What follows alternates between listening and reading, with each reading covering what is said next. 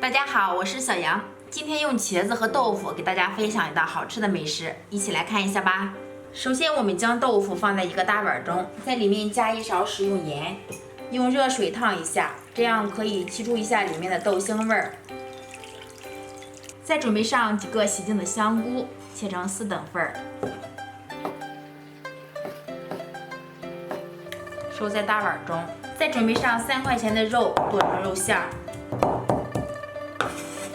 烫好的豆腐先从中间切开，再切成薄片儿。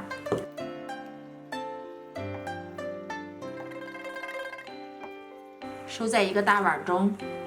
茄子洗净，去掉头和尾，再切成段儿。先像这样从中间切上2刀，最后切成这种条状。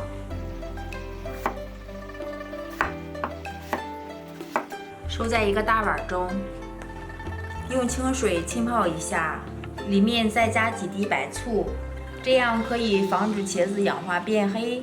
再准备几个青红椒，切成圈儿，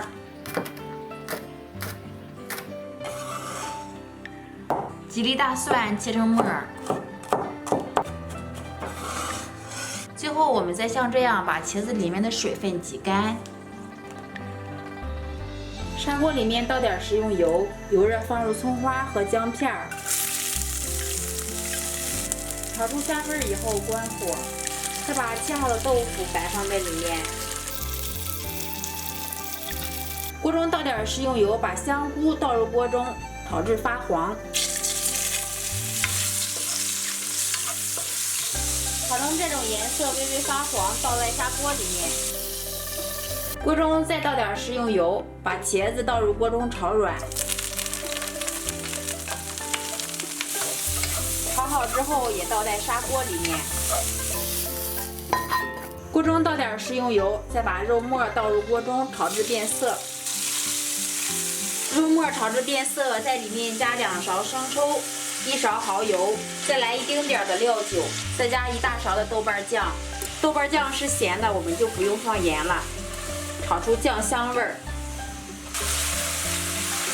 炒好倒在砂锅里面，里面再加入和肉末一样平的开水，撒上切好的青红椒，盖上盖子，用中火焖煮5分钟。时间到了以后，掀开盖子，已经闻到了浓浓的香味儿。现在我们就可以关火了，上面再撒一层蒜末儿。哇，这个味道特别的香。我们今天这个茄子煲就这样做好啦。茄子这样做好吃入味不油腻，里面加有豆腐、香菇还有肉末，营养也相当的丰富。喜欢这个做法的朋友赶紧动手尝试一下吧。喜欢小杨的视频帮忙点击下方关注，感谢朋友们的观看，我们下期再见。